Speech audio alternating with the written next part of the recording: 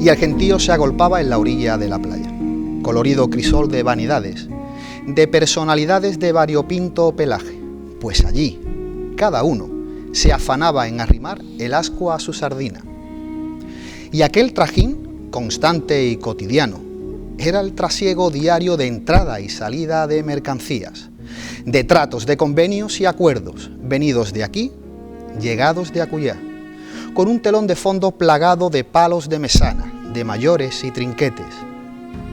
Y como ropa tendía a la galerna de poniente, como trapos de matrona aireándose al sol, el velamen henchido al viento remataba la pintoresca estampa de aquella Sanlúcar marinera, de aquella Sanlúcar conquistadora, de aquella Sanlúcar aventurera.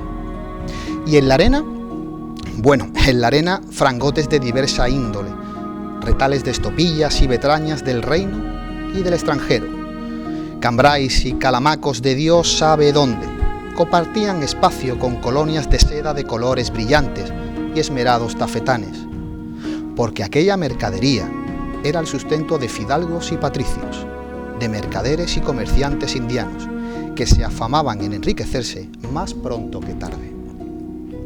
Y al calor de tan rico género, convivía aquella canalla compuesta de galopines, pícaros, malandrines y gaznápiros con más hambre que vergüenza, aquella ristra andajosa de escudilla en mano y atillo en ristre, dispuesto a llenar la tripa a cualquier precio, con los mismos cargadores y estibadores que, con sus acémilas en fila, transportaban tan valiosa mercancía hacia el corazón del pueblo. Y sería digno de ver aquellos costaleros cargando cuñetes de aguardiente y vinos de Jerez, duna arriba, guindalezas, cebaderas, pólvora y botijuelas de alquitrán, balas de cañón, pelaje, pieles y bayonetas, entre demás avíos marineros, de esos que entraban y salían de los almacenes diariamente para el despacho de las naos que fondeaban en el puerto de Bonanza. Y aquella vida, entre salvas de cañón, entre pertrechos y acondicionamientos, entre campanas de esas que llaman a misa y baluartes defensivos, se forjó nuestra historia como ciudad universal, una ciudad que reclamaban como nuestra, cosmopolita y mundana, una ciudad no válida para cobardes, una ciudad donde todavía resuena aquello de primus circundedisti mi, y que significa, fuiste el primero que la huerta me diste.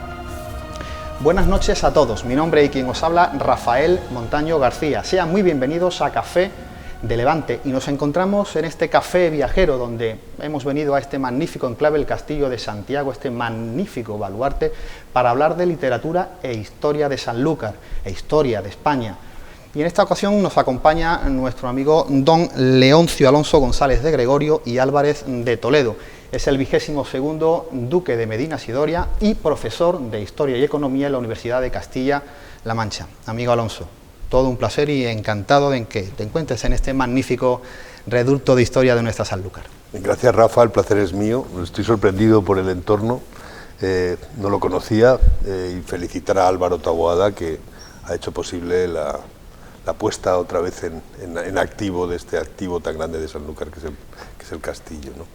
Y nada, lo que has leído, no sé quién es el autor, pero... Bueno, soy yo. Pero desde luego es una estampa realmente estupenda de lo que debió ser el puerto de Sanlúcar allá en los siglos XV y XVI, ¿no? Es verdad que estando Alonso en este magnífico sitio, ¿no? Este enclave, yo no sé si de llamarlo como alma mater o uno de los sitios más impresionantes de nuestra Sanlúcar, preguntarle qué importancia cree que tiene actualmente, en pleno siglo XXI, que una ciudadanía y sus congéneres tengan a bien cuidar y mantener el patrimonio vivo de la ciudad. Hombre, yo creo que la historia es un elemento absolutamente inalienable, ¿no? Y es lo que nos construye como personas, como futuro, ¿no? Y entonces salvar y cuidar nuestro patrimonio pues es una inversión no solo desde el punto de vista moral o ideológico, sino una inversión material importantísima, porque es lo que nos diferencia, lo que atrae a las personas, que pueden sumergirse en el ambiente sanluqueño con unas muestras vivas de lo que fue el pasado, ¿no? Un pasado que se abre precisamente para que la gente lo conozca y para que entienda el papel que jugó Sanlúcar y el papel que de alguna forma u otra pues también ha tocado, si no en sus vidas, sí en la de sus antepasados, ya sean europeos, porque realmente Sanlúcar fue un escenario totalmente cosmopolita. Ahora que estamos inmersos en la celebración del 5º centenario de la Vuelta al Mundo, pues se pone de manifiesto esa vocación cosmopolita de Sanlúcar, y incluso la propia gesta de la circunnavegación fue una gesta europea. Hubo marineros prácticamente de la mayor parte de las naciones europeas que formaron parte de la tripulación, con lo cual pues es una gesta de todos, ¿no? Entonces poder entrar aquí, poder tener una visión clara y nítida de cómo fue el pasado es un activo magnífico y único de Sanlúcar. Y es significativo porque antes, fuera de cámara, hemos estado viendo esta lúmina original de Jean Lauren, del magnífico fotógrafo de cámara, que vino a Sanlúcar sobre el último tercio del siglo XIX y dejó algunas imágenes muy interesantes. Resulta muy atractivo y sobre todo muy romántico y pintoresco estar sentado en esta misma sala donde ha habido tanta historia, ¿verdad? Esa es la magia del patrimonio bien cuidado, que es lo que estábamos hablando. Sí, sí, no, y además esta albúmina es magnífica. Incluso estaba mejor el castillo que como yo lo conocí cuando era niño, ¿no? Que alguna vez lo he recordado aquí precisamente en alguna celebración, ¿no? que mi madre me mandaba aquí a que me diera clase de rumba a un gitano de los que vivían aquí en el castillo, ¿no? Y era un lugar pintoresco, más bien de próspero Mérimée, ¿no? Porque era una visión romántica que afortunadamente nos estamos sacudiendo, ¿no? Y me alegra verlo y ver que el castillo hoy en día pues es de nuevo, como ya he dicho, una realidad estupenda. Decía el filósofo y poeta Jorge Agustín Nicolás una frase que todos hemos repetido alguna vez en nuestra vida y que quizás pocos saben de dónde viene, que es aquella de que un pueblo que olvida su historia o alguien que olvida su historia está condenado a repetirla. Alonso, ¿crees que el olvido es el gran mal del siglo XXI, o uno de los grandes males del siglo XXI? Bueno, es que se está propiciando de una forma deliberada el olvido, ¿no? Pero el olvido ya a unos niveles que no solo es olvidar hechos o acontecimientos, olvidar valores, olvidar principios lógicos, ¿no? Nos están vendiendo como razonable cosas que son absolutamente irrazonables, y valores que son consustanciales en nuestra naturaleza se convierten en todo lo contrario, ¿no? Entonces yo creo que nuestra misión es precisamente defendernos de esta erosión programada de nuestro pasado, porque es una forma de esclavizarnos. Claro, para eso juega un papel muy importante el coleccionismo, el rescatar historias antiguas, la historiografía, la investigación, el publicar todavía en papel y que no sea todo digital, ¿no? Aunque sea mucho más fácil. Yo creo que todavía guarda esa belleza intrínseca, el trabajo de campo, ¿no? De la historiografía. Sí, pero eso es fundamental, pero no hay que caer nunca en el fetichismo. O sea, no hay que idealizar el pasado, saber que el pasado se hace presente y nos ayuda a entendernos, y la frase que ya es antigua, ¿no? Porque viene de Herodoto y a veces es manida, pero muy oportuno siempre recordarla, ¿no? Pues que nos conduce hacia un futuro posible, porque no se trata de construir la guerra de las galaxias, se trata de hacer algo que está un poco inscrito en nuestros genes. Entonces me parece muy bien esta labor de rescate, este cuidado que hay por el pasado, que empieza a ser además una constante, porque yo voy conociendo a gente de Sanlúcar, mucha gente preocupada y consciente de ello, cosa que me asombra, y que he de reconocer que algo debió jugar mi madre en esa conciencia histórica, ¿no? Ya cuando han pasado los años y la voy recordando con nitidez, uno va apreciando mejor las partes muy positivas que nos dejó, ¿no? Entonces eso es fundamental, pero ya digo, sin olvidarnos que somos nosotros los que estamos aquí y ahora, los que tenemos el presente. Y otra cosa que has tocado que me parece fundamental es el tema digital.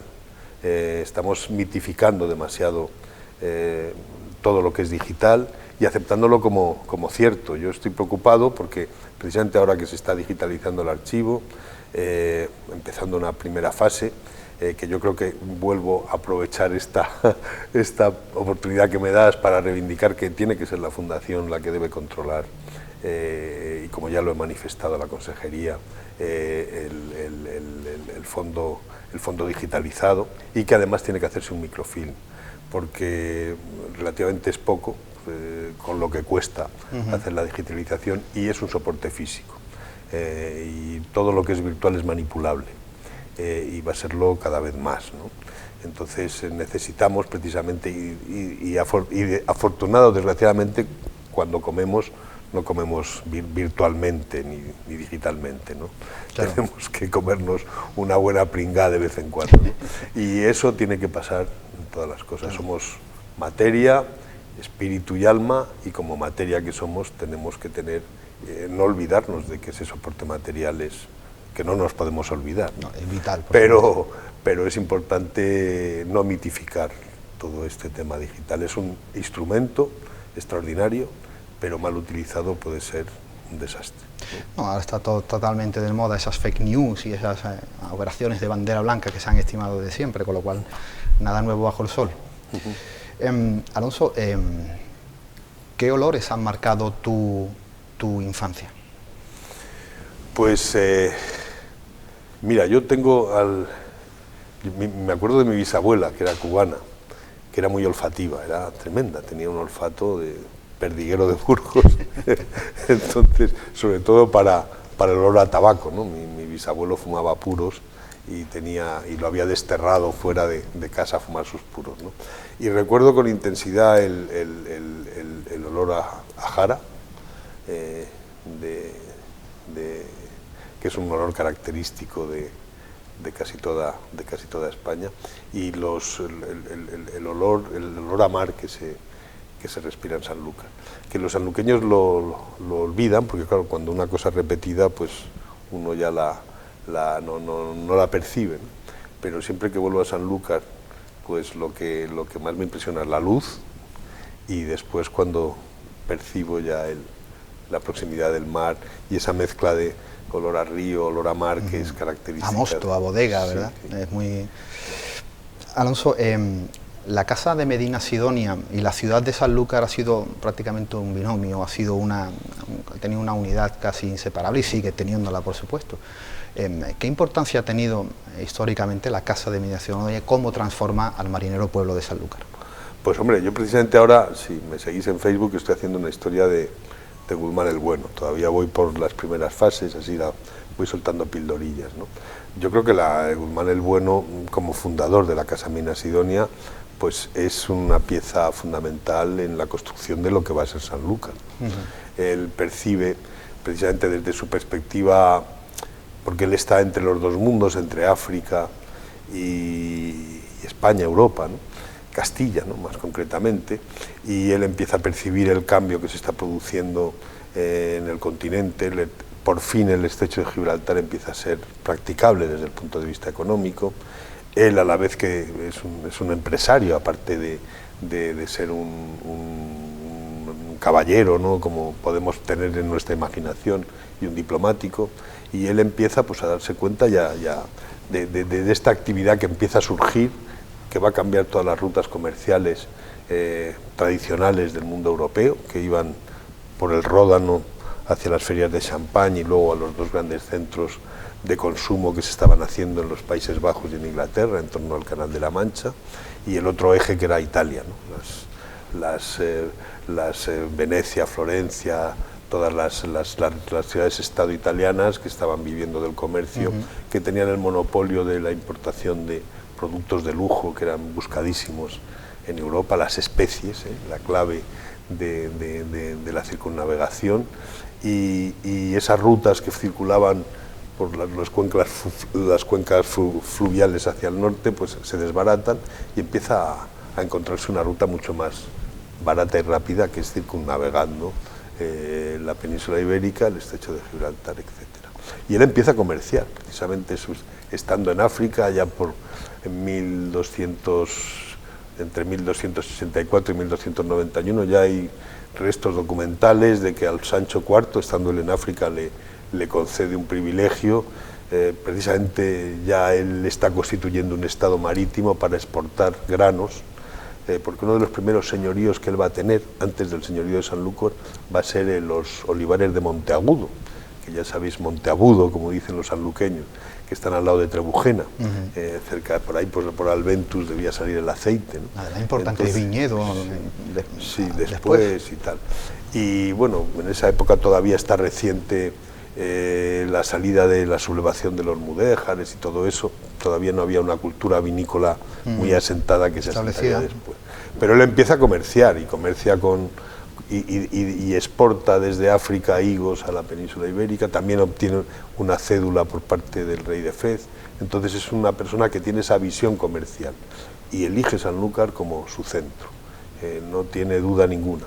El señorío de Sanlúcar va a ser, desde Guzmán el Bueno, el centro de habitación, y Sevilla, claro, ese binomio Sevilla-Sanlúcar, y va a ser el centro de los con lo cual transformando la ciudad con esa vocación comercial y esa vocación marinera, etcétera, etcétera. Y Alonso, ¿cómo se le abre actualmente a sus ojos Sanlúcar de Barrameda?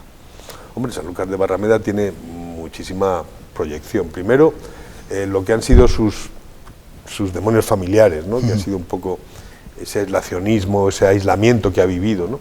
Desde el punto de vista de las comunicaciones, desde que se pierde el tren, etcétera, etcétera, y el tema del coto, que han dejado a Sanlúcar un poco arrinconada y aislada. Pero eso al final es una virtud, porque Sanlúcar mantiene un ambiente único.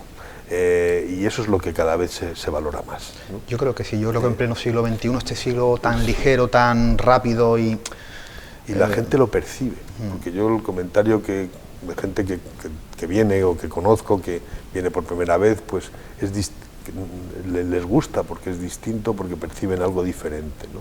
Y eso atrae. Entonces como siempre pasa, ¿no?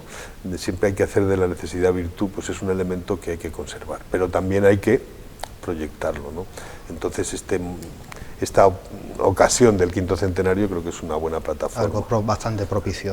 Y tenemos tiempo, pero no nos podemos tampoco dormir en los laureles, porque no solo son cuestiones culturales, ¿no? También habría que, siguiendo un poco alguna conversación que he tenido con mi amigo Eduardo, precisamente que lo de Palos de la Frontera pues es una buena idea. Una buena idea, ¿no?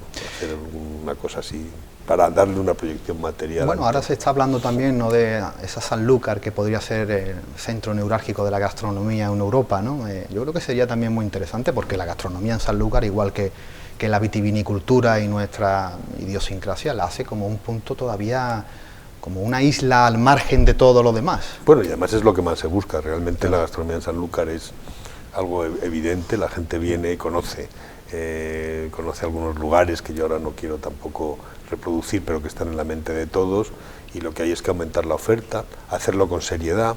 Es difícil no rendirse pues cuando tienes éxito a docenarte un poco, claro. Mantener unos niveles de calidad, precio que sean aceptables, y desde luego es uno de los, porque el elemento natural que acompaña a Sanlúcar, que tiene campo, que tiene una huerta extraordinaria, que tiene, por supuesto, el pescado, etcétera, tiene unas condiciones únicas para poder desarrollarse, pero eso sí hay que cuidarlo, vigilarlo, y yo creo que se está haciendo muy bien, realmente. Alonso, ¿cómo ha llevado la Casa Medina Sidonia históricamente los diversos cambios políticos y sociales que ha habido? Sé que es una pregunta que puede englobar mucha historia, pero alguna pincelada de cómo ha sobrellevado todos esos cambios políticos que han ido sucediendo en España. Pues sí, la Casa Medina Sidonia, yo el otro día, lo que es como una especie, siempre volvemos, ¿no? Lo dije el otro día, es como mareas, flujos, reflujos. Ha habido momentos buenos y momentos malos, pero aquí estamos, ¿no? Momentos buenos, aciertos, pues desde luego el acertar con la dinastía Habsburgo fue la Casa Medina Sidonia apostó desde el principio por el cambio dinástico, desde la dinastía Trastamara a los Habsburgo, y fue el momento más brillante, ¿no? Los siglos XVI, XVII. Después también, cuando llega la dinastía borbónica, la Casa Medina Sidonia también tiene un gran olfato político, ¿no? Porque cuando va a morir Carlos II, pues tanto el Marqués de Villafranca, ya sabes que la Casa Villafranca y Medina Sidonia ahora están unidas, en ese momento no, pues se hacen amigos, porque el uno es mayor de palacio y el otro es caballerizo, y ambos están apostando por la sucesión a favor de Felipe V, ¿no?, contra las posiciones austracistas, ¿no? Y tienen un papel muy destacado en el último testamento de Carlos II, cuando él decide que sea Felipe V el sucesor. Ya sabes que Carlos II muere sin descendencia, y después de muchas vicisitudes pues decide que sea Felipe V, que era, ya sabéis que Luis XIV era nieto de Felipe II, la relación entre la corona de Castilla, la corona española y la casa francesa de Borbón era intensa y repetida, y por cuestiones sanguíneas pues era el más adecuado. Entonces apuestan decididamente por Felipe V y se inicia también un periodo muy favorable para la casa de Medina Sidonia. Dura poco, porque luego pues como siempre pasa, las cosas cambian, pero bueno, ha sido también un buen momento. Después hay momentos de desencuentro, como es por ejemplo la opción. Yo tuve un antepasado que fue liberal cuando todos eran eso le iba a preguntar conservadores, y después cuando se llega con Isabel II al gobierno liberal se hace tradicionalista, ¿no? Un poco el afán de llevar la contraria. Además esos cambios políticos, sobre todo en el siglo XIX, fueron muy... Pero fue terrible porque como consecuencia de ello todo el patrimonio de la casa pasó a administración pública. Claro. Estuvo bastantes años en la administración pública y puedes imaginarte lo que ocurrió.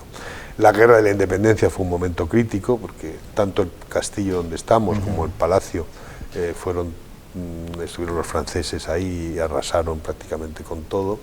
Y luego, pues, si me extiendo por aquí, pues no acabamos, porque claro, también he hablado yo de lo de la Armada. Claro. Sí, lo de la Armada es un tema muy interesante, sí, que me gustaría tocar, y sobre todo también un punto muy importante que tocaremos en la segunda parte del programa, que es esa conjura independentista, ¿no?, que cambia para siempre la historia de Sanlúcar y la historia de la Casa Medina Sidonia. Bueno, eso es otra cosa contra la que estoy luchando, que es absolutamente inaceptable. Una manipulación que no tiene sentido. Lo vamos a tocar después de unos anuncios publicitarios, Alonso. Muy bien. Amigos de Café de Levante, nosotros volvemos tras unos anuncios publicitarios.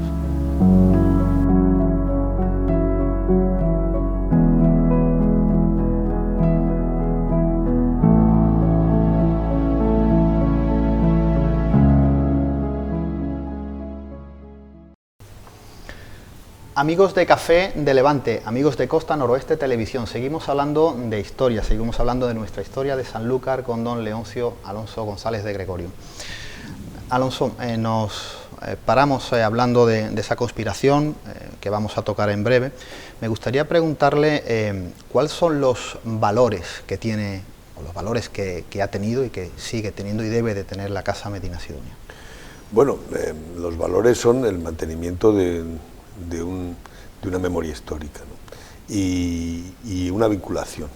Yo sí que en esto tampoco quiero decir que la Casa de Medina Sidonia tiene un designio político objetivo, ni que seamos una especie de referente ético y moral. Yo desde luego sí tengo mis valores muy claros personalmente, ¿no?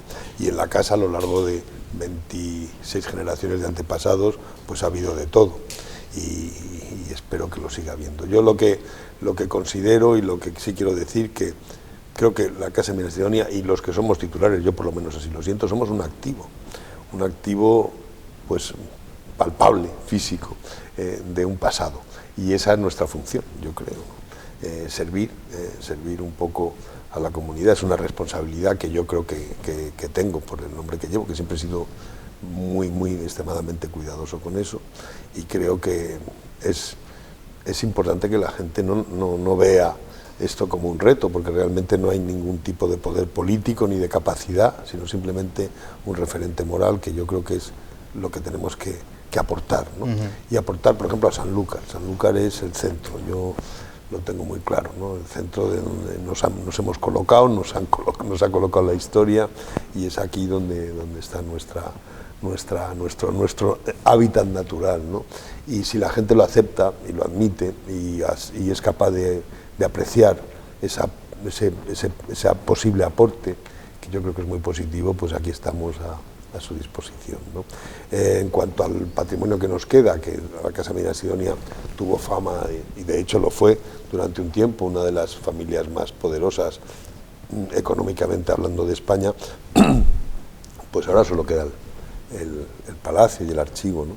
Pues cuidarlo, evitar que salga de aquí, que es una de las... que hay muchos peligros, porque yo ya veo por dónde van los tiros, no quiero todavía decir nada porque luego viene el tío Paco con la rebaja, pero aquí puede buscarse excusas técnicas, buscar cualquier clase de discurso científicamente fundamentado para llevarse algo que lleva aquí 7 siglos y que por algo está aquí, ¿no? Bueno, y sobre todo porque fue el trabajo de su madre. El trabajo de mi madre, que es absolutamente imprescindible, pero que es un patrimonio que se ha formado durante 7 siglos, porque aquí está la memoria, no solo de Sanlúcar, aquí hay importantísimos documentos de Nápoles, de todo el Mediterráneo, etcétera, etcétera, muchísimos documentos de Aragón, de Cataluña, toca muchísimas cosas, es de una gran riqueza, ¿no? Pues esa es un poco el papel, sin entrar en que pueda yo decir ahora una declaración de los derechos humanos que ya se hizo en 1791, ¿no? Y esa es la cosa, ¿no? Entonces creo que al no tener vinculaciones materiales concretas, tenemos esa libertad un poco pero que no se haga demagogia, ¿no? Que no se nos pinte, como me ha pasado a mí, ¿no? De que socapa de que mi madre pues se ha interpretado su pensamiento de una determinada forma, los demás somos unas especies, yo por ejemplo, una especie de salteador de caminos que venimos aquí a llevarnos en absoluto. Yo creo que eso ya, afortunadamente, después de casi un año que llevo en Sanlúcar, la gente lo empieza a percibir. Y volviendo a tu pregunta, que se me ha olvidado, bueno, yo creo que ese es el legado, ¿no? El mantenimiento de una memoria que es la memoria de todos, que es así en Sanlúcar. Y volviendo a la historia, nuestra historia, hablábamos de esa Sanlúcar comercial, esa Sanlúcar transformadora, esa Sanlúcar con el comercio indiano, con el comercio asiático, europeo, pero también tenemos que, no podemos olvidar ese privilegio de los bretones, ¿verdad? Esa cava baja, ese comercio. No sé, alguna vez buceando por los archivos de la Casa Medina Sidonia nos podemos hacer una idea de qué esplendor tenía la ciudad de Sanlúcar en aquellos años. Sí, nos podemos hacer una idea, sobre todo por el número de habitantes. España, pues, no sé si yo no tengo ahora mismo claros los datos demográficos, pero yo creo que Sanlúcar es una de las ciudades más populosas, no solo de España, sino también de Europa, ¿no? Y el hecho, pues hablando de los bretones, pues precisamente el hecho de que eligieran Sanlúcar como centro de contratación, en detrimento de puertos vascos y gallegos, que eran los que habían estado utilizando antes. Y estamos hablando, en época en época tan antigua como la de Fernando IV, ¿no? Es cuando, según nos cuenta Barrantes, que yo creo que es cierto, yo hace poco escribí una cosilla sobre los orígenes de Guzmán el Bueno.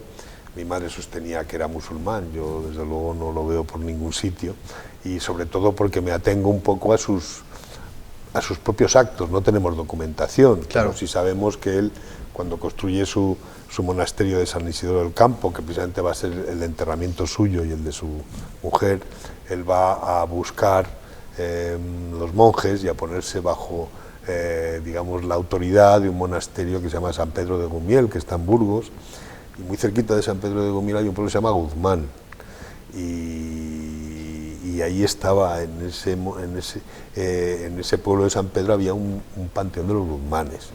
Entonces ese acto es un reconocimiento absolutamente, no solo implícito, sino explícito, del origen que él veía que reconocía para su familia. De hecho, los monjes que llegan a San Isidoro son todos de San Pedro de Gumiel, forman parte de la Orden del Císter, vinculada también a la Orden del Temple, porque son casi coetáneas, y bueno, es una pieza bastante evidente de esa vinculación y de ese origen castellano. Y después el hijo de Guzmán el Bueno pues se trae precisamente al duque de Bretaña, se lo trae a Sanlúcar, y es cuando deciden pues establecer en Sanlúcar el centro de comercio del mundo bretón, que era, pues, como tú has leído en tu texto introductorio, productor de manufacturas que eran buscadísimas en todos los mercados, ¿no? Y van a tener en Sanlúcar su base. Su base. Y evidentemente, Alonso, hablando de comercio, hablando de expediciones y de esa Sanlúcar náutica y marítima, nos lleva de enlace propio a hablar del quinto centenario, hablar de esa circunnavegación, una circunnavegación que durante años y todavía nos sigue dando trabajo y búsqueda a ciudad civil, a historiadores, a fundaciones y asociaciones culturales. Desde la Casa Medina Sidonia y como figura del Ducado, ¿cuál es tu opinión de ese quinto centenario? ¿Qué es lo que se está haciendo? ¿Qué se podría hacer? ¿Cuál es tu visión global de esa conmemoración? Hombre, yo creo que se ha hecho, en fin, la palabra es fácil, decir lo que se podía haber hecho y lo que no se ha hecho, pues mira, puedo decir que se podía haber aquí construido, vete tú a saber. Claro, no, yo creo que lo importante se ha intentado poner en valor. Es muy encomiable la labor que se ha hecho desde Sanlúcar, desde muy diversos frentes, con personas muy significadas, que están en la mente de todos. Falta un poco de concreción, que no es fácil, porque claro, el problema que ha tenido la celebración del quinto centenario es la competencia con Sevilla. Entonces, claro, Sevilla, pues, que tiene evidentemente mucho que ver, porque la casa de contratación estaba en Sevilla. Centro neurálgico de ahí se organiza absolutamente todo. Pues ese es un elemento, es una cuestión que no se ha llevado, yo creo que de una manera muy acertada, ¿no? No era fácil, en todo caso. Y claro, al final, pues el pez grande se come al chico, y uno queda un poco fagocitado por la potencia de Sevilla, cultural, económica, etcétera, claro, etcétera. Y eso es un poco lo que yo he intentado con mis modestas fuerzas, pues reivindicar, ¿no? Reivindicar el protagonismo de Sanlúcar y que tenga un lugar, digamos, que su protagonismo sea más reconocido en todos los actos de celebración del quinto centenario. Yo desde aquí lo que puedo hacer es llamar a todas las instituciones implicadas, a los sevillanos, a su generosidad y a su reconocimiento histórico, para que en lo que queda, que es bastante, porque la celebración verdadera es la culminación, que es cuando se ha dado ya la primera vuelta al mundo, pues en este trecho que nos queda, pues que Sanlúcar pueda empezar a recoger también frutos materiales de este quinto centenario, ¿no? Como ocurrió cuando se celebró el quinto centenario del descubrimiento de América en Sevilla, ¿no? Entonces, claro, esto ya es más bien una cuestión política, una cuestión de que las instituciones de Sanlúcar, el ayuntamiento y demás, pues se muevan de una manera coordinada, pues para conseguir ese fin, acompañados por supuesto por la sociedad civil, ¿no? Pero bueno, supongo yo que al final se trata ya de poner sobre plasmar de una forma material algo concreto que quede en Sanlúcar, esa iniciativa del castillo para la Fundación Puerta de América, o ese proyecto que he comentado antes, que hablamos con Eduardo, de hacer un parque temático, sería una gran cosa, ¿no? Si fuera factible, ¿no? En lo que es la zona de marisma, ¿no? Fíjate, podría ser una cosa preciosa, claro, requiere estudios ecológicos, etcétera, etcétera, pero podría ser una atracción increíble para, claro. Sí, porque es significativo porque en el cuarto centenario, que digamos que su alma mater fue don Genaro de Cabestany, un sevillano que apostó y se lo dejó todo porque Sanlúcar fuera ese epicentro del cuarto centenario, sobre la conmemoración de la Vuelta al Mundo. Y él decía que una de las cosas más importantes es que el pueblo lo supiera y que en la escuela se estudiase, porque eso era la continuidad de la historia, ¿no? Un pueblo que no sabía, que no conocía, era un pueblo que no iba a hacer nada por esa efeméride o por poner a Sanlúcar en el mapa.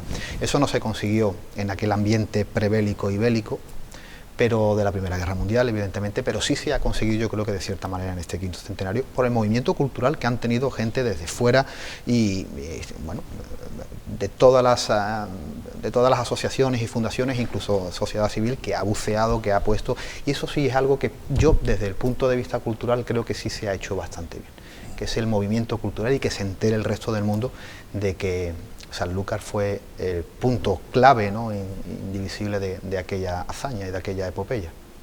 Bueno, se ha hecho, claro, lo que pasa es que hay gente muy remisa a reconocerlo. Ayer oía unas declaraciones de Isabel II, conmemoraciones importantes del año 2019, y no citó la primera circunnavegación, lo cual me parece una mezquindad por su parte, ¿no? Claro. Bueno, claro, ellos reivindican a Drake como esas guerras navales, circunnavegador, ¿no? Claro. Pero vamos, se ha hecho mucho, la verdad es que se ha hecho mucho. Hay un movimiento que va por muchos desde muchos vértices, pero falta eso, falta hacer un concurso, por ejemplo, de un proyecto que quede en Sanlúcar y que perpetúe esa memoria. Alonso, hay un momento importante que hablamos en la primera parte del programa, que es esa conspiración independentista de Andalucía, que yo creo que cambia para siempre la historia de la ciudad de Sanlúcar y el ducado de Medina-Sidonia. 1645, ejecutada por Felipe IV. Sé que es un proyecto de estudio suyo, que al igual que la Armada Invencible, que tocaremos ahora, yo creo que es necesario saber. La pregunta es muy sencilla y clara: ¿qué hay de cierto en esa conspiración que hace que los Medina-Sidonia pierdan el señorío de Sanlúcar y esta pase a la corona? Bueno, pues la conspiración es una... Empiezo dando el titular, ¿no? La conspiración fue una falacia total. Lo que pasa es que no se ha entendido. Concretamente, hay un hecho, que es cuando don Gaspar, el noveno duque, va a Garovillas y desafía en duelo al duque de Braganza, y lo está esperando. Se publica el bando, en el archivo hay bastantes copias, se hace por imprenta y se difunde por todo el país. Y mi madre no entendió el sentido que tenía esa demostración pública, ¿no? Ella pensaba que era una imposición que le había puesto Olivares. Olivares era: no quiero perdérmela, voy a ir por el camino que he iniciado. Entonces, lo que él trataba con ese bando, porque los agentes de Braganza, que siempre han actuado mucho en Sevilla, como actuaron en el inicio de la circunnavegación intentando estorbar a Magallanes, etcétera, etcétera, pues siglos después también los agentes de Braganza en Sevilla empezaron a difundir la especie para darle más cuerpo a su sublevación, que el duque de Medina-Sidonia, cuya hermana estaba casada con doña Luisa de Gusmão, estaba casada con el duque, pues estaba apoyando el intento. El rumor pues creció porque, claro, le interesaban los soportes políticos, y cuando estás en guerra todo vale. El único medio que se le ocurrió a don Gaspar para demostrar que eso era absolutamente falso era precisamente retarlo en duelo, y además que ese reto se conociera. Y se hizo un esfuerzo publicitario importante, porque se publicó en imprenta, se difundió. Hoy en día hay copias del edicto en la mayor parte de los archivos, en la Biblioteca Nacional, en muchísimos archivos privados y públicos, no solo de España, sino también de Europa, y era ese sentido de reivindicar y de la indignación que tenía don Gaspar por ese hecho. Luego tenemos otro elemento que no hay que descartar: el intento siempre de la corona de controlar Sanlúcar. Precisamente Fernando el Católico consigue, por ejemplo, que el puerto de Cartagena, que estaba en manos de los marqueses de los Vélez, que también es una casa que llevamos aquí, cuyo archivo está aquí en el palacio, etcétera, consiguió quedarse con el puerto de Cartagena, y el puerto de Cádiz también, que se lo toma a los arcos, ¿no? Y quedaba Sanlúcar.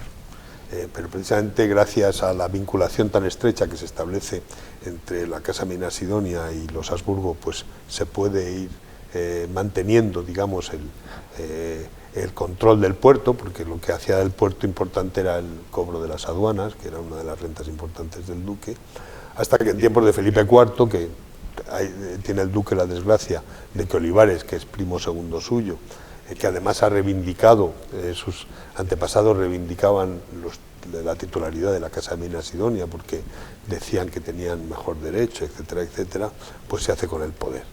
Y Olivares, que tenía una política desde el punto de vista teórico magnífica, o sea, si uno estudia su gran memorial, pues es un prodigio de, sí, que de lo cortés política, no quita lo valiente. Pero totalmente inaplicable. Claro. Entonces, pues empieza a meter la pata de una manera sistemática, porque quiere recuperar el hilo que se había perdido con Felipe II y volver un poco a poner la corona española en el lugar que había tenido, pero ya no son, los tiempos han cambiado, empieza a meter la pata y en un momento dado le interesa, cuando se subleva Portugal, se acababa de sublevar Cataluña hacía un año antes, pues buscar un chivo expiatorio. Y fue además Olivares el que propició el matrimonio de la hermana del duque con Braganza, en una política muy acertada de que hubiera intercambio nobiliario para que se consolidara más la unión que había en ese momento, porque la corona portuguesa y la corona, todo lo que eran los reinos peninsulares estaban bajo la corona del rey de España. Y a partir de ahí pues se genera una especie de especulación absurda, se busca, y lo que se pretende, Olivares también infla la importancia comercial que tiene Sanlúcar y lo importante que serían para las rentas reales disponer del puerto de Sanlúcar, y al final de lo que se trataba era precisamente eso, de buscar una excusa para que los Medina Sidonia perdieran el señorío, que es lo que al final ocurre, y al final va a ser la única renta que va a obtener la corona de ese. Ahí, no sé si conoce, hay un libro muy interesante publicado en el año 1969, si no me equivoco, lo tengo aquí anotado, se llama Cartas inéditas del duque de Medina Sidonia y la conspiración de Andalucía, escrito por Manuel Nieto Cumplido. Es un trabajo que publica en la Real Academia de Ciencias y Bellas Letras y Nobles Artes de Córdoba, en el año 66, que sería, o 69, sería muy interesante. Yo no estoy a ver si lo puedo conseguir porque sería pues interesante. Yo también me interesaría mucho porque no lo conozco el libro, y te agradezco que me des esta... Sí, le voy a dar la reseña porque puede ser muy interesante después. Bueno, le iba a preguntar qué significó evidentemente la anexión de Sanlúcar a la corona, pero creo que es bastante entendible que pierde ese poderío, ¿no? Y ese control. Pierde poder. También es verdad que se había mitificado, porque una de las cuestiones, precisamente tenemos, que a mí me parece, bueno, quiero hacer publicidad de un novelista muy actual que ha decidido que los Medina Sidonia seamos los malos de la película. Y además es una persona, pues bueno, no quiero entrar en detalles. El caso es que se había idealizado o se había justificado la caída de las remesas americanas de oro y plata, que tienen muchísimas causas. Se intentaba justificar por la piratería que se producía o por el contrabando que se producía en Sanlúcar. Entonces eso fue un poco la excusa. Cuando Sanlúcar cae en manos de la corona, pues se observa que bueno, que no era tal, ¿no? Y el problema es que, claro, pues entra Sanlúcar a ser administrada por funcionarios, muchos de ellos han comprado el cargo y obviamente van a amortizar lo antes posible su inversión, y en fin, se nota, todos sabéis muy bien lo que ocurre después. Alonso, todos sabemos, bueno, eres profesor, como hemos dicho en la presentación también, tu amor a los libros, a la literatura y al estudio. ¿Qué tuvo que ver su madre en todo ese amor, digamos, a la biblioteca, a los archivos? Bueno, mi madre para mí fue fundamental, ¿no? Porque me imbuyó pues ese amor por la lectura, por los libros, y bueno, pues eso es uno de las herencias que me ha dejado, ¿no? Y bueno, pues sí, es ese cuidado, ¿no? Porque yo realmente lo vivo desde niño, con lo cual pues cuando uno recibe información de niño, esa información se convierte en un referente, ¿no? No es lo mismo que un adulto cuando llega a una conclusión vital, que es una cosa más relativa, ¿no? Entonces para mí eso ha sido siempre fundamental, ¿no? Y bueno, pues por eso pues ha decantado un poco mis gustos, mis aficiones y mi destino, ¿no? y su destino. Sí. Hace poco dio una conferencia, una interesante conferencia dentro del Congreso Nacional Cervantino, ¿no? Querote 2018, sí. Donde la titulas Las relaciones de Cervantes y la Casa Medina Sidonia o Medina Sidonia, y haces una simbiosis muy interesante entre Alonso Pérez de Guzmán el Bueno y Alonso Quijano el Bueno. Estamos sentados aquí con Alonso también, otra parte importante de la Casa Medina Sidonia. Como me imagino que ese estudio es un estudio que habrá en un espacio contexto-tiempo de similitudes, entiendo, ¿no? Es que colaboraron, que yo no sé si, yo creo que se conocieron y bastante bien. Lo que pasa es que no hay documentación al respecto, pero ellos colaboraron intensamente en todo el tema de la Armada. Antes de que Medina Sidonia supiera, porque nunca Medina Sidonia pudo pensar que él terminara siendo el capitán general de la Armada. Las circunstancias fueron cambiando y le tocó la China porque Felipe II tenía una gran confianza en él y sobre todo porque sabía que era un gran organizador, ¿no? Y precisamente en ese aspecto de organización y logística, Cervantes era proveedor de la Armada a través de un tal Guevara que estaba en Sevilla, que era un agente que estaba muy próximo al duque. Guevara y el duque, el Guevara, el jefe directo de Cervantes, y el duque trabajaban aquí en Sanlúcar organizando todo el tema de bastimentos, de organización, etcétera, de la Armada. Y estuvieron muchos años en ese cometido. Guevara cayó en desgracia. Un hombre interesante desde el punto de vista económico, porque le hizo una propuesta a Felipe II un poco conocida de crear un banco real, que hubiera sido el primero de Europa, lo cual en ese momento hubiera sido un acierto, pero era bastante poco escrupuloso, las cosas como son, ¿no?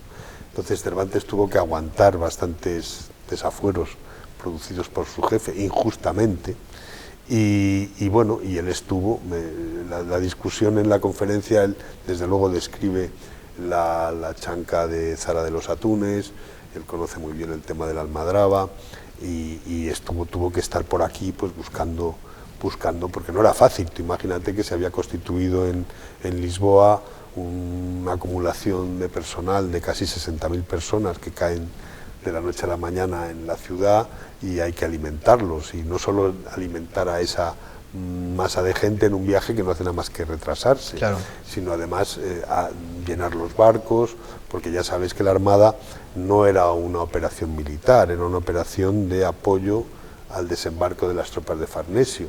Entonces tenía que llevar toda una serie de elementos militares, provisiones, etcétera, que tenían que ayudar después a la progresión de los tercios de Flandes por Inglaterra hasta tomar Londres, que era el objetivo, ¿no? Entonces imagínate, cada vez que había que cargar quesos, pues había que comprar no sé cuántas miles de toneladas, no, sí, pero sí, miles de toneladas de queso en un mercado que era relativamente pequeño en comparación con lo que es actualmente, ¿no? Entonces eso desorganizaba un poco los sistemas de suministro, los mercados, etcétera, operaciones laboriosas. ¿Qué quiero decir con esto? Pues que había una actividad muy intensa y que hubo una relación profesional total. E incluso yo creo que se conocieron. El problema es que en 1295 yo creo que Cervantes ya empezó a hacer sus negocios con América. Él debía tener un barco cuando llega el segundo ataque inglés, que es un desastre, que el primero que advierte de que va a haber un ataque y no le hace ni caso a nadie es el duque, porque aunque siendo capitán general del mar Océano no tenía mando efectivo, y Cádiz era una ciudad con mando real, y el responsable militar de Cádiz no quiso hacerle caso al duque, ¿no? Y ya le advirtió que había visto que se acercaba una flota, etcétera. Y ahí Cervantes perdió bastante dinero.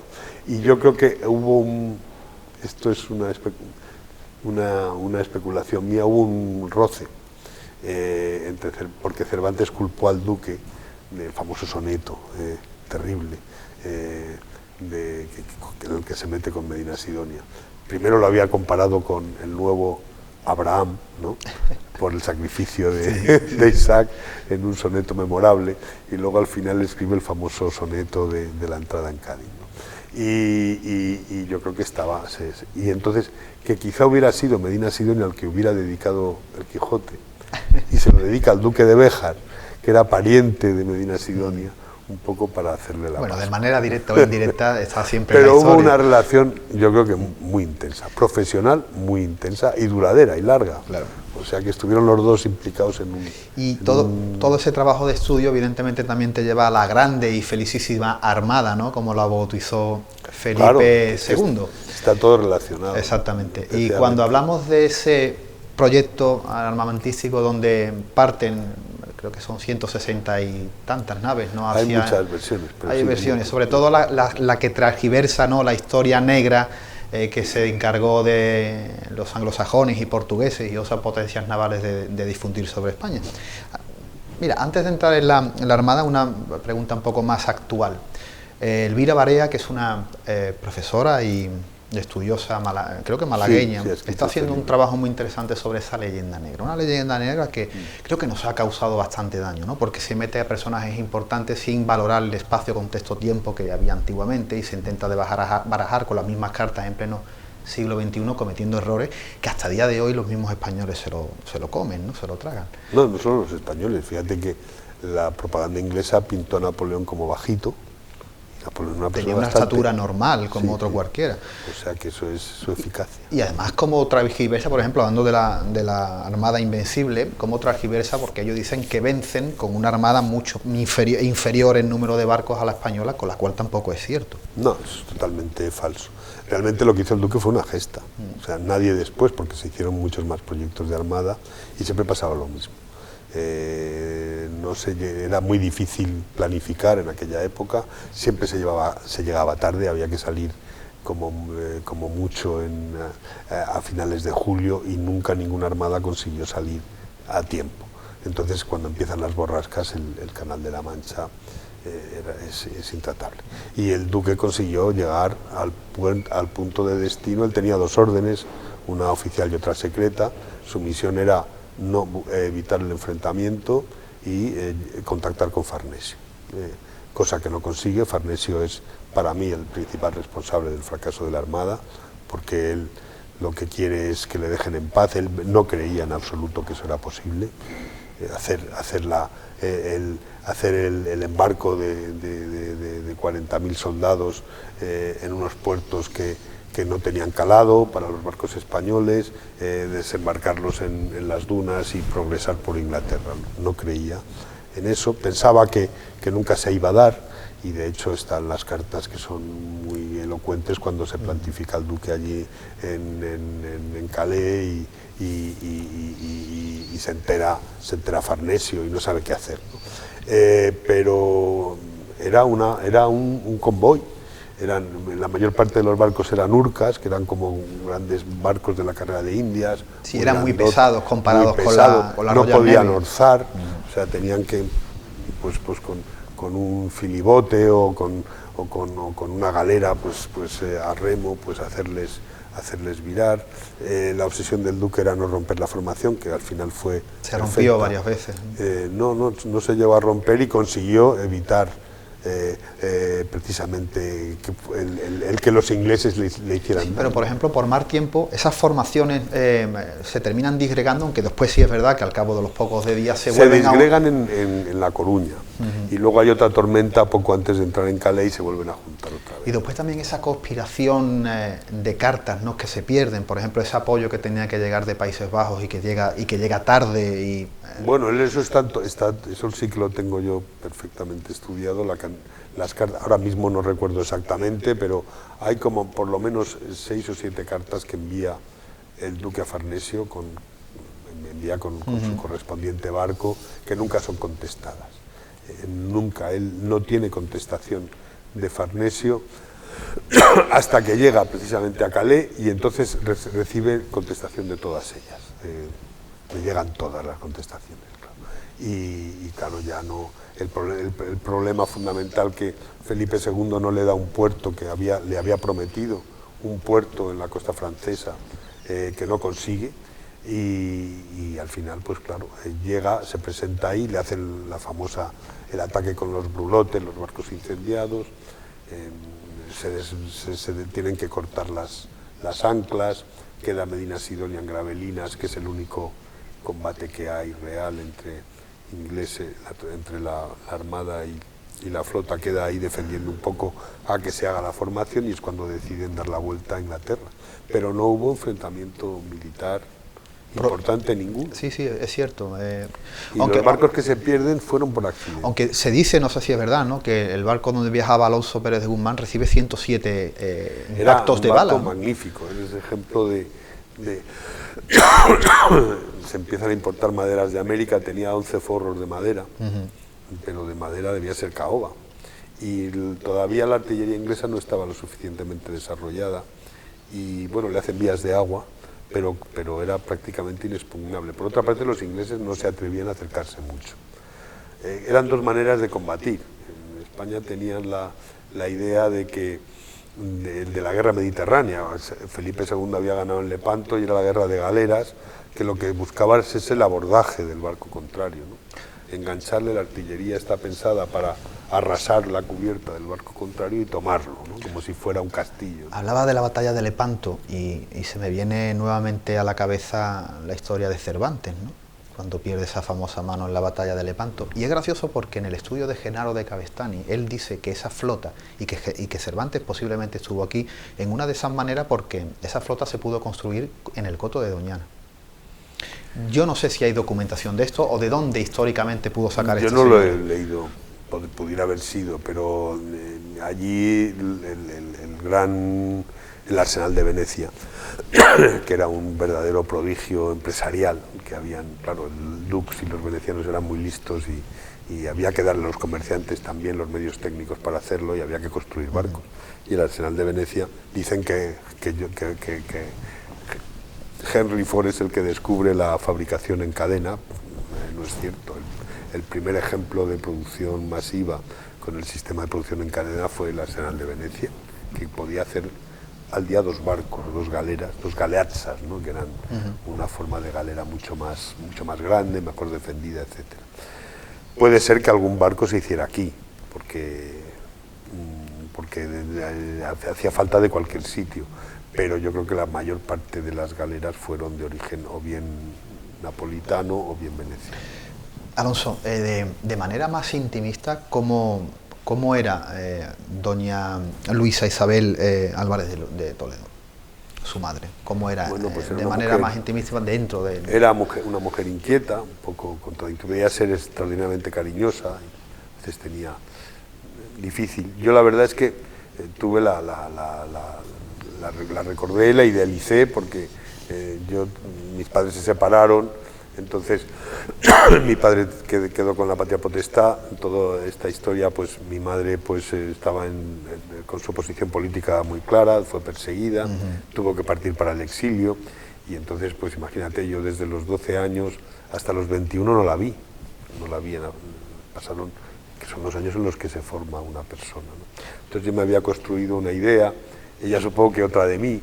Entonces cuando nos conocimos hubo un momento de cierta perplejidad. Yo siempre cuento la misma anécdota, ¿no? Pues en la estación de Bayona, cuando después de haber acabado el servicio militar, pues por fin voy a verla y resulta que no la veía. Y yo digo, pues bueno, ¿dónde está mi madre? Y tal, y me tiran de la chaqueta. Y claro, es que yo había crecido y yo pensaba que era un niño y era mi madre, ¿no? Entonces, bueno, pues eso es una metáfora una imagen que ejemplifica un poco la situación. Luego pues nos fuimos conociendo, las cosas, ni yo era como ella esperaba, ni ella era lo que yo creía, lo que suele ocurrir, pero afortunadamente pues yo creo que ya, aunque me ha quedado en el tintero muchas cosas, ¿no?, que eso es lo malo de la muerte, ¿no? Ya me hubiera gustado poder haber hablado con ella de muchas cosas, pero personas y circunstancias impidieron que en los últimos años de su vida una historia trepidante, ¿no? Ella nace, si no me equivoco, en el 36, se exilia, ¿no?, con la guerra civil. Cuando ya se va a Estoril. Sí, que es un exilio bastante, en fin.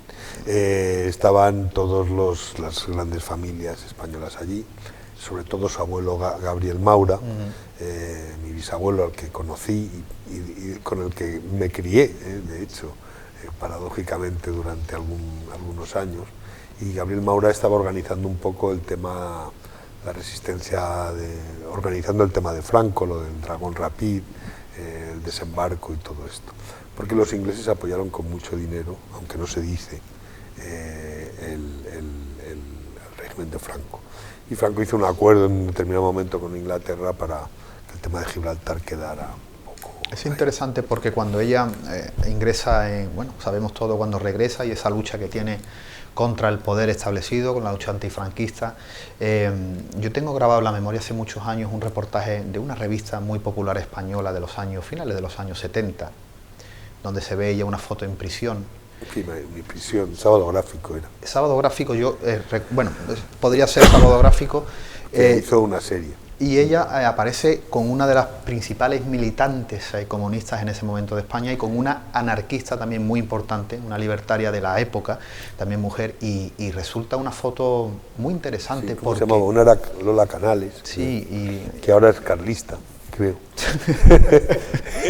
Pues vaya la huerta. Y otra que era muy buena persona, no me acuerdo el nombre, y estaban con ella en la cárcel de Alcalá. Y esa foto es tan reveladora que hace que se acerque a su madre movimientos Mire, yo me acuerdo, ideales políticos de todo tipo. Yo me acuerdo que iba a ver a mi madre a la cárcel, íbamos los tres, y mis dos hermanos y yo, y íbamos con la institutriz y el chofer.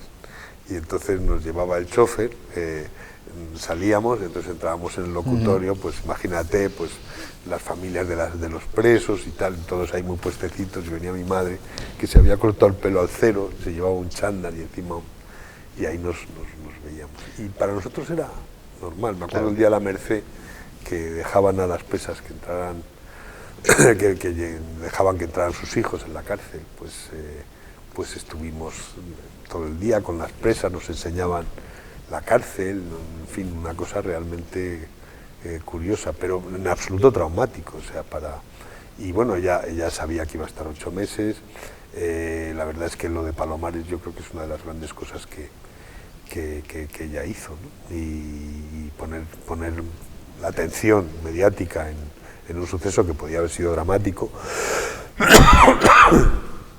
pero el problema fue después, precisamente con los artículos que... Pero ella no era comunista. Al contrario, mi madre fue claramente... Yo me acuerdo que hizo un viaje a Alemania del Este.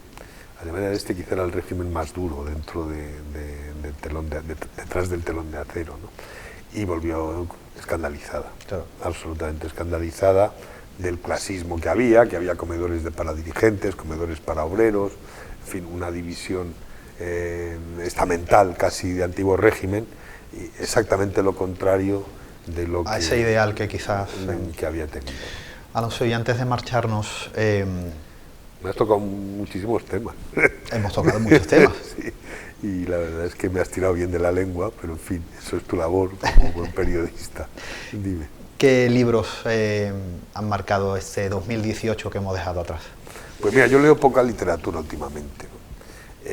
Estoy leyendo un libro que me ha impresionado bastante, se llama Gracias por llegar tarde, que es de un americano que hace una especie de estudio sobre los retos a los que la humanidad se enfrenta actualmente. Entonces, el reto digital, el reto climático, estamos rebasando ya el punto de no retorno en muchos puntos que la analiza, la cuestión de la nueva revolución industrial en torno al mundo digital, el cambio tecnológico que se ha convertido un poco en enemigo porque no tenemos resortes, tenemos que descubrir resortes sociales para asimilar los cambios tecnológicos y ya no se llega a tiempo, la capacidad de asimilación no es posible. Entonces todo eso se ha juntado en un cóctel Molotov que nos plantea un reto del que debemos ser conscientes.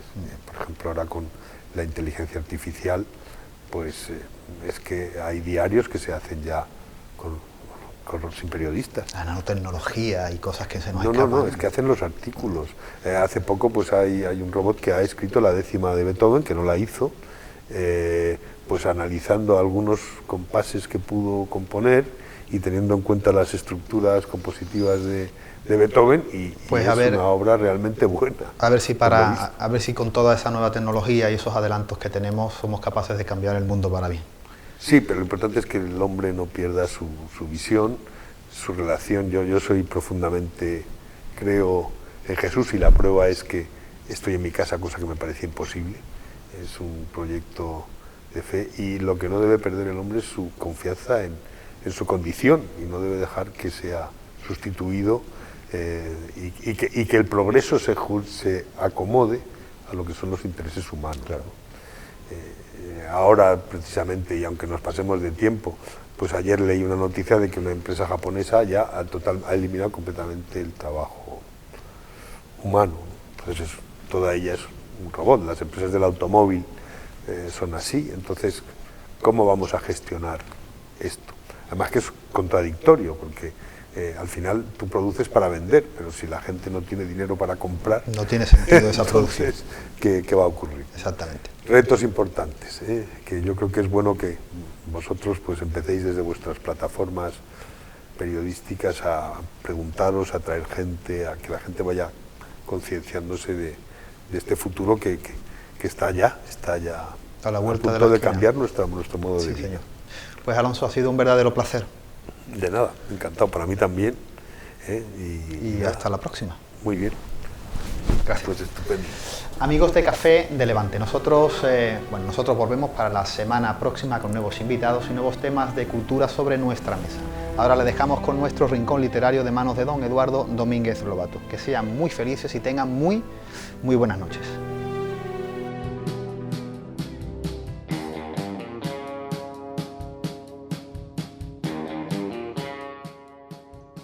Y el Hotel Las Cortes de Cádiz, actual alabardero de aquel verso grande, liberal y hermoso que fue la Constitución de 1812. Y para adentrarnos en esta filosofía, en sus cosas, sus óleos, sus exquisitos renglones, sus flores, sus luces, su maravillosa osadía, desde lo gaditano hacia lo universal, estas imágenes, pero sobre todo sus gentes.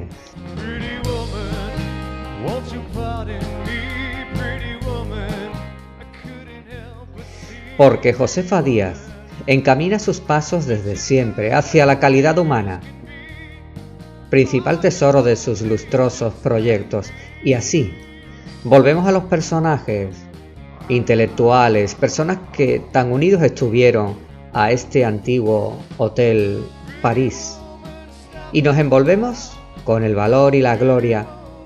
Así que aquí están sus voces, y escritos como esa magia guitarrera que acogió a Christian Andersen, y a Frasquita Larrea, y a su hija Cecilia Boll de Faber, conocida como Fernán Caballero.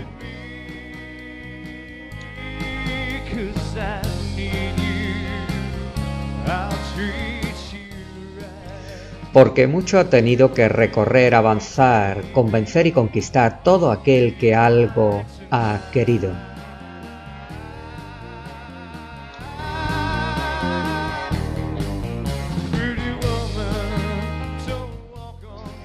Sí, el que algo ha querido, luchando por entre los desamparados páramos de la empresa familiar. Y ahora, y desde esta terraza, con la bahía por delante, aquí quedamos, al abrigo de esta entrañable tarde de otoño,